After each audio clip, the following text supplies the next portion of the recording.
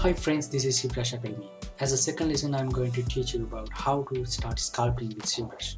So the first thing is create sphere 3D on your canvas and press edit button.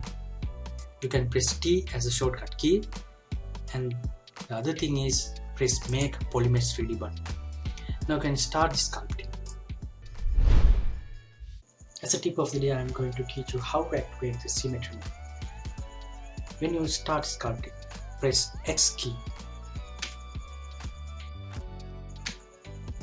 Now you can see there are two dots on your sphere 3D. When you sculpt one side, it's automatically creating another side. So that is the symmetry mode. So keep in mind, when you start sculpting, press X key. Thank you very much. This is ZBrush Academy.